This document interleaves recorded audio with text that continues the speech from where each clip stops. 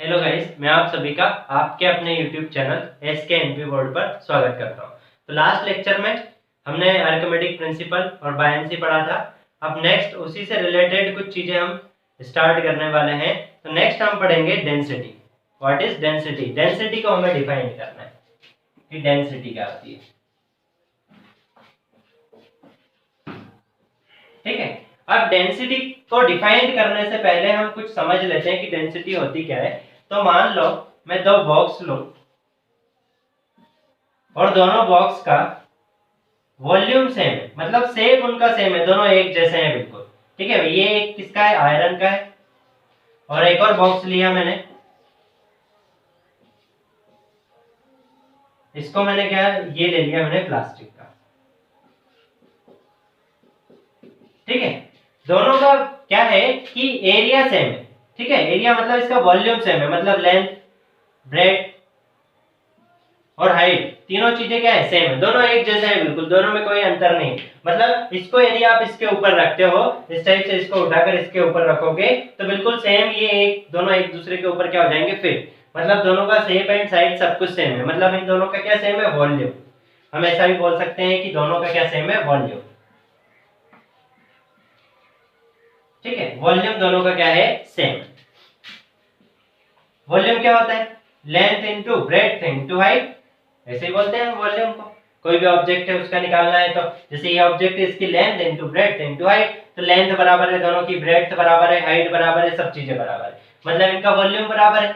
लेकिन यहाँ पर जो वेट होगा, ठीक है, या फिर हम इसको बोलते हैं मास, मास दोनों का क्या है? अलग है। इसका मास क्या होगा? ज्यादा होगा, आयरन का है तो। लेकिन इसका मास क्या है? कम, क्योंकि ये प्लास्टिक का है। ठीक है, तो इसका हम वेट देखेंगे। देखिए, वेट में क्या होता है? वेट क्या होता है? वेट होता है mg, mass into acceleration due to gravity. ठीक है, तो यहाँ पर हम मास ले रहे हैं डायरेक्ट, g को हमने हटा दिया।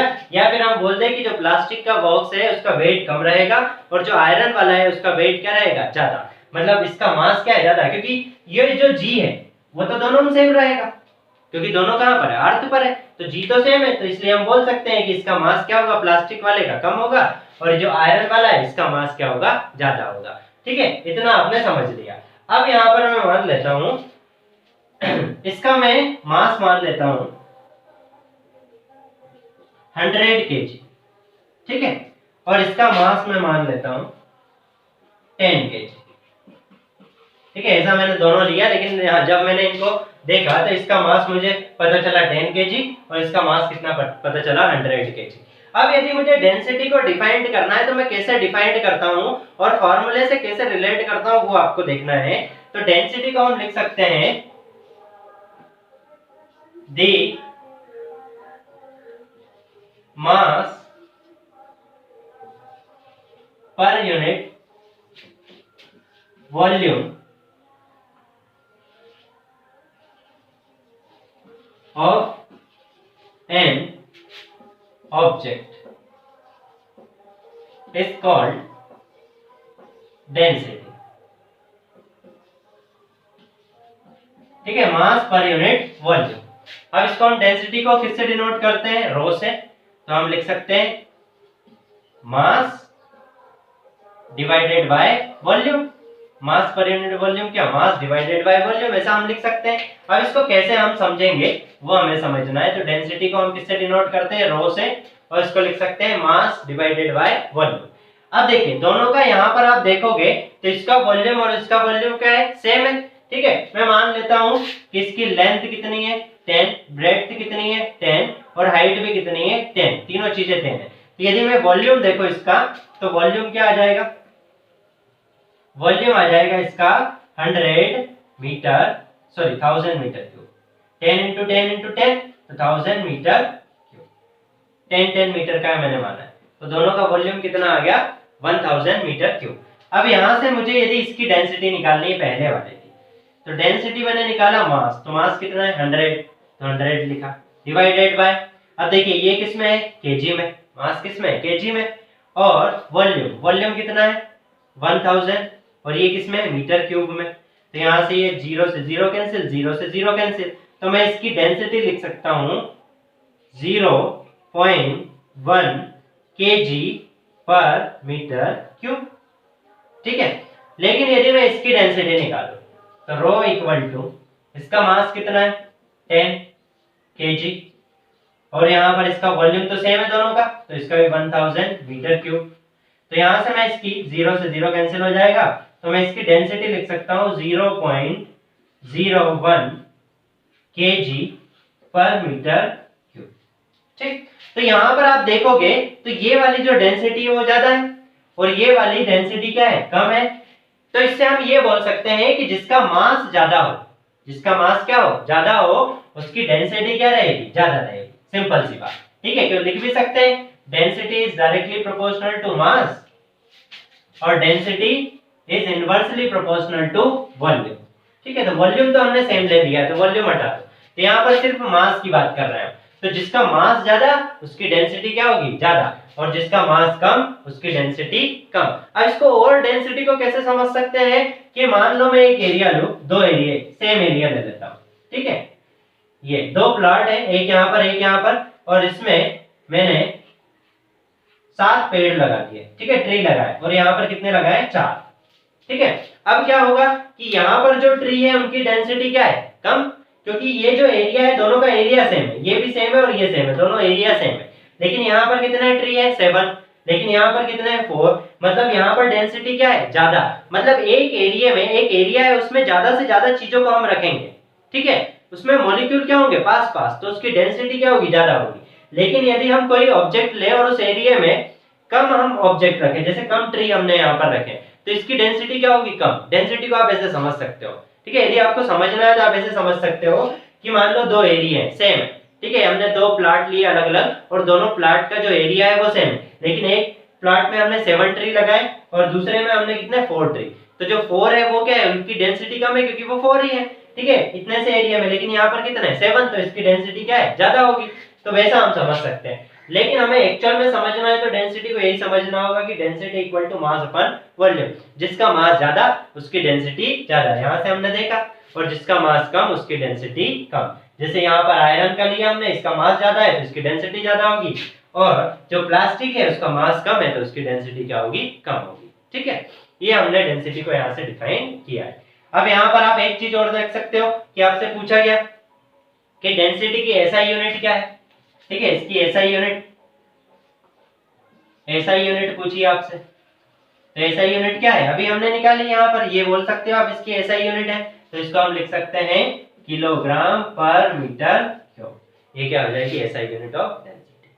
ठीक, आगे बढ़ते हैं हम नेक्स्ट इसी में। अब देखिए हमने डेंसिटी को डिफाइन किया है, लेकिन डेंसिटी का यूज कहाँ पर है वो हमें समझना है। तो यहाँ पर हम देखेंगे बाय ऑब्जेक्ट सिंक और फ्लोट। सिंक मतलब डूबना और फ्लोट मतलब तैरना, कि जो ऑब्जेक्ट है वो डूब क्यों जाता है कोई सा, और कोई सा ऑब्जेक्ट तैरता क्यों। मान लो हम सिंपल, जैसे हमने स्टार्टिंग में लिया था कि एक हम बीकर ले, उसमें हमने यहाँ पर पानी भर ले। ठीक है, और यहाँ पर हम दो बोल रहे हैं, एक तो प्लास्टिक वाली और एक आयरन वाली। तो आयरन वाली क्या हो जाती है, सिंक हो जाती है, और जो प्लास्टिक बॉल है वो क्या होती है, फ्लोट। ऐसा क्यों होता है वो हमें समझना था। ठीक है, तो यहाँ पर सिंपल आपको समझना है कि जिसकी डेंसिटी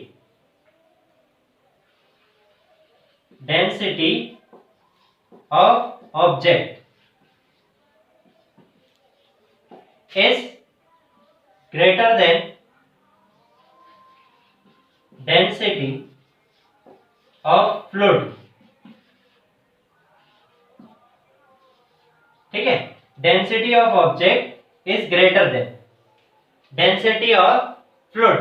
मतलब डेंसिटी ऑफ ऑब्जेक्ट मतलब क्या, जो ऑब्जेक्ट है उसकी डेंसिटी, और डेंसिटी ऑफ फ्लूइड मतलब जो यहाँ पर जैसे यदि आपने वाटर भरा है तो वाटर हो जाएगा, केरोसिन आपने भरा है तो केरोसिन हो जाएगा।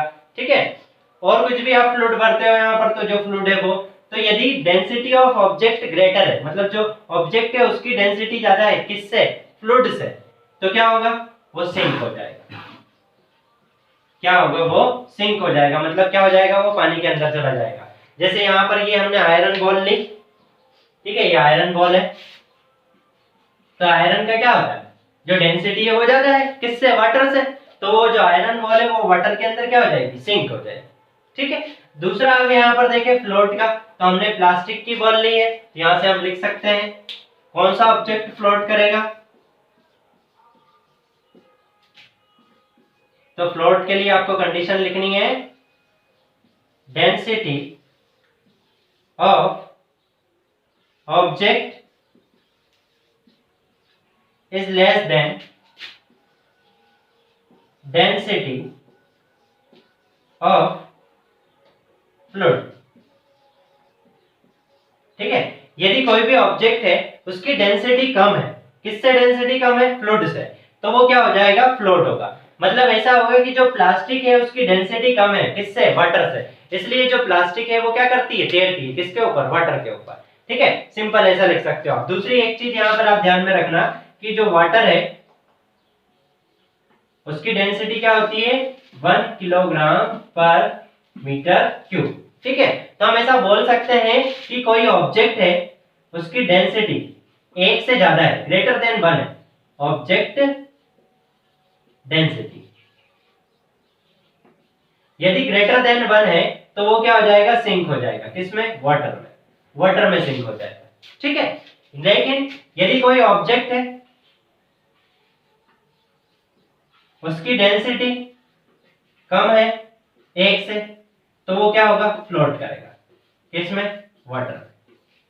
ठीक है, यही हमने लिख रखा है। ये मैंने किसका बताया है, वाटर का बताया, लेकिन ये हर जगह एप्लीकेबल है। कोई सा भी आप फ्लूइड लोगे, यदि फ्लूइड से आप देखना कि डेंसिटी कम है या फिर ज्यादा, उस फ्लूइड से यदि डेंसिटी ज्यादा है तो वो डूब जाएगा, जो ऑब्जेक्ट है वो, और यदि उस फ्लूइड से जो डेंसिटी कम है तो वो क्या करेगा, फ्लोट करेगा, मतलब तैरेगा उसके ऊपर। ठीक है, ये सिंपल है, आपको समझना है। यदि आपसे पूछा गया कि कोई भी ऑब्जेक्ट फ्लो सिंक क्या होता है या फिर फ्लोट कैसे होता है, तो आप ये कंडीशन वहां पर बता सकते हो। ठीक है, आगे बढ़ते हैं हम नेक्स्ट। अब देखिए नेक्स्ट टर्म हमें देखना है रिलेटिव डेंसिटी। ठीक है, अभी हमने क्या देखा, डेंसिटी, अब हम क्या देख रहे हैं, रिलेटिव डेंसिटी। देखिए सिंपल है, रिलेटिव मतलब क्या, किसी ना किसी चीज से आप रिलेट करोगे उसको तो वो रिलेटिव डेंसिटी हो जाएगी। तो हम बोल सकते हैं यहाँ पर, यदि हमें रिलेटिव डेंसिटी निकालना है, डेंसिटी कौन सी, रिलेटिव, तो हम लिख सकते हैं density of substance divided by density of water. मतलब कोई भी ऑब्जेक्ट है या कोई सब्सटेंस है उसकी डेंसिटी यदि हम वाटर से रिलेट कर रहे हैं, किससे रिलेट कर रहे हैं, वाटर से, तो हम उसको क्या बोल देंगे, रिलेटिव डेंसिटी। सिंपल सी बात है, कुछ भी नहीं समझना है। जैसे मान लो आप ले लो केरोसिन, ठीक है, केरोसिन हमने ले लिया केरोसिन की हम डेंसिटी ले लेते हैं, मान लेते हैं, ठीक है, एक्चुअल में तो नहीं है लेकिन हम कुछ मान लेते हैं कि केरोसिन की डेंसिटी है।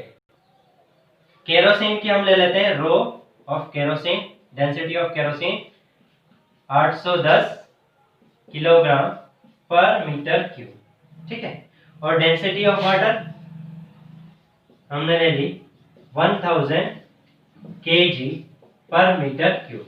इससे पहले हमने लिया था डेंसिटी ऑफ वाटर, हमने माना था 1, ठीक है, तो वहां पर मेरी यूनिट गलत हो गई थी, तो वो आप कर लेना 1 सेंटीमीटर,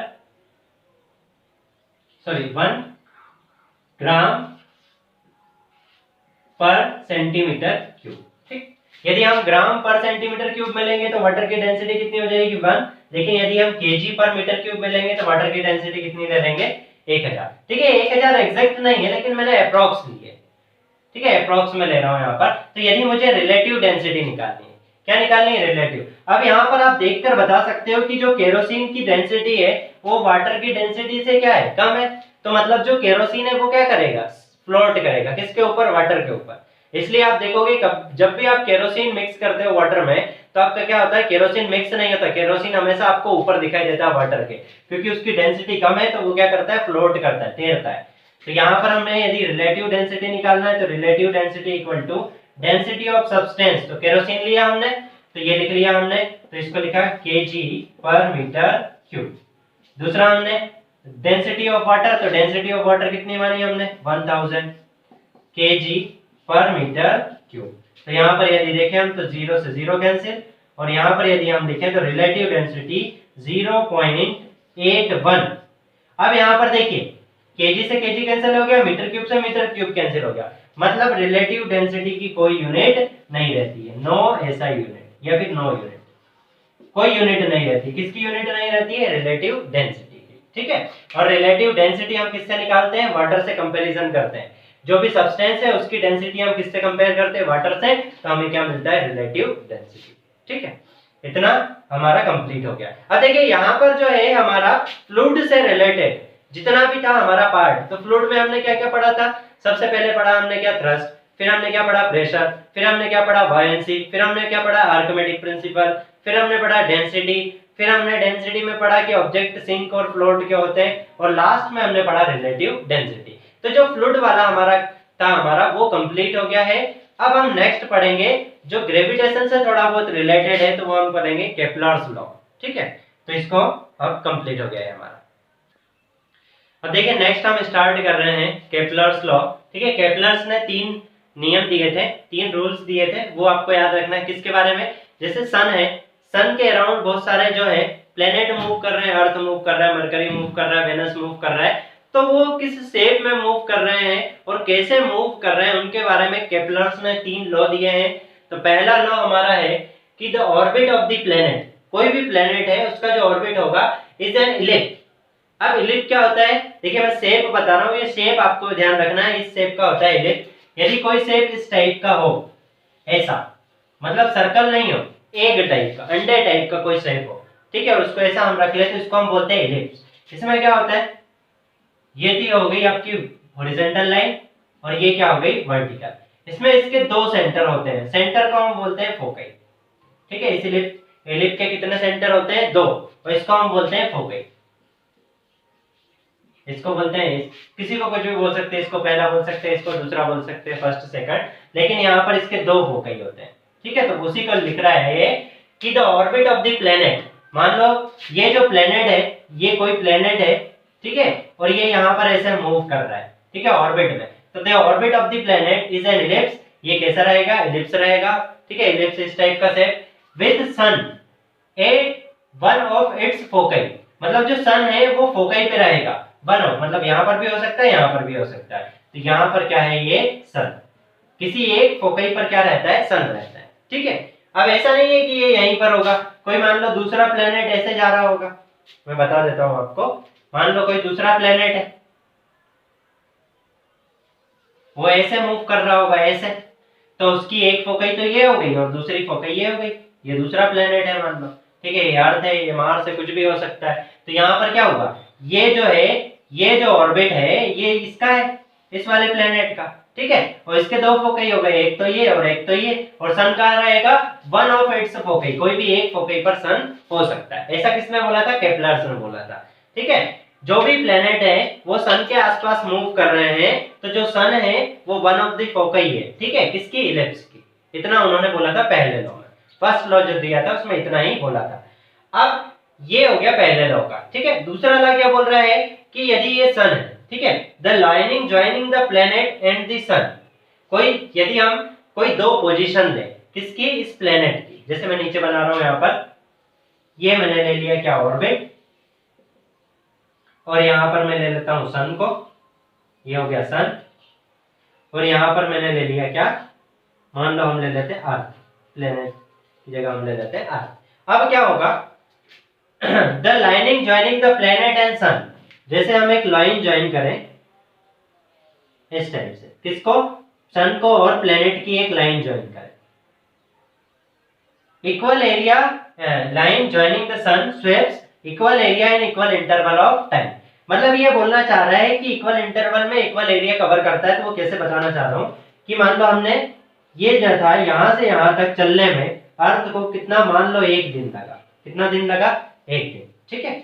ऐसे ही मान लो यहाँ पर अर्थ है और उसको यहाँ से यहाँ तक मूव करने में, रिवॉल्व करने में कितना लगा? 1 डे। तो यहां से यदि हम लाइन ज्वाइन करें तो इस टाइप से, तो ये एरिया यहाँ पर हो गया इसका एरिया, और ये एरिया इसका हो गया, ठीक है। तो मैं नाम दे देता हूं उसको एरिया 1, और इसको मैंने नाम दे दिया एरिया 2 A2। तो यहाँ पर क्या लिख सकते हैं हम, एरिया 1 इक्वल टू एरिया 2, ये बोलना चाह रहा है। इसको सिंपल और डिफाइन कर सकते हैं कि sun and planet sweeps equal area in equal interval of time. मतलब इक्वल एरिया चलेगा कितना, इक्वल इंटरवल ऑफ टाइम में। मतलब एक दिन में यहां से यहां मूव किया किसने, अर्थ ने। तो यदि ये दूर है, ये कहां पर है, ये पास में है, जो अर्थ है वो सन के कहां है, पास में। अब पास में है तो ये तेज तेज मूव करेगी, ठीक है। और यदि ये दूर है तो इसका जो मोशन होगा वो क्या होगा, स्लो होगा। तो यहाँ पर क्या है कि ये दूर है तो ये यहाँ से यहाँ तक की डिस्टेंस जो है कम होगी, लेकिन ये पास में है तो ये डिस्टेंस ज्यादा होगी। तो ये एरिया यहाँ पर कवर किया हुआ एरिया और यहाँ पर कवर किया हुआ एरिया दोनों क्या रहेंगे, बराबर। कब बराबर रहेंगे, जब इनका टाइम इंटरवल बराबर हो। मतलब एक दिन में इतना चला और यहाँ पर भी एक दिन में इतना चला, तो जो एरिया रहेगा दोनों का क्या रहेगा, सेम रहेगा, ठीक है। दो लॉ हमने पढ़ लिए। पहला क्या पढ़ा हमने कि जो ऑर्बिट है वो एक इलिप्स शेप में होगा और सन हमेशा कहाँ होगा, वन ऑफ इट्स फोकई, ठीक है। दूसरा हमने पढ़ा कि यदि हम लाइन ज्वाइन करें और इक्वल इंटरवल लें तो जो एरिया रहता है वो क्या रहता है, इक्वल रहता है, ठीक है। दो हमने चीजें पढ़ ली। थर्ड लॉ हम अब पढ़ेंगे। तो देखिए थर्ड लॉ यहाँ पर लिखा है, the cube of the mean distance of the planet from the sun is proportional to the square of its orbital period. अब ये क्या बोलना चाह रहा होगा, ये समझ में नहीं आया होगा, तो मैं यहाँ पर आपको एग्जांपल लेकर बता देता हूँ कि क्या कहना चाह रहा है। मान लो यहाँ पर है सन, ठीक है, और ये क्या है, प्लेनेट। यहाँ पर कोई प्लेनेट है, तो इस प्लेनेट का ऑर्बिटल पीरियड क्या होता है कि जो प्लेनेट है ये इसके आसपास कितने टाइम में मूव करेगा। मतलब यहां से स्टार्ट करता है मूव करना और वापस प्लेनेट इसी जगह पर आ जाएगा, तो इसको बोलते हैं ऑर्बिटल पीरियड। तो इसको हमने डिनोट कर दिया टी से, ठीक है। And the cube of the mean distance of planet from the sun से प्लेनेट की डिस्टेंस, ये बोल रहा है। तो मान लो ये सन है और यहाँ से प्लेनेट की डिस्टेंस कितनी है, डी, ठीक है। इसको मैं मान लेता हूँ डी। तो यहां से ये बोलना चाह रहा है कि the cube of main distance, जो डिस्टेंस है उसका क्या करना है, क्यूब करना है। तो डिस्टेंस है उसका हमने कर दिया क्यूब। तो the cube of the mean distance of the planet from the sun is proportional to the square of, square किसका करना है, इट्स ऑर्बिटल पीरियड। तो ऑर्बिटल पीरियड कितना माना है हमने, टी, तो इसका क्या कर देंगे, स्क्वायर।